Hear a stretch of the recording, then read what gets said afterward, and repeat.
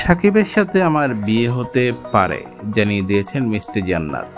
সাকিবের সঙ্গে আমার বিয়ের সম্ভাবনা রয়েছে, এমনটাই জানিয়েছেন অভিনেত্রী মিষ্টি জান্নাত।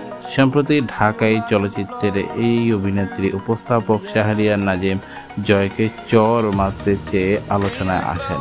মিষ্টি জান্নাত চলচ্চিত্র দিয়ে আলোচনায় না এলেও এর আগে নানা বিষয়ে আলোচনায় ছিলেন তিনি।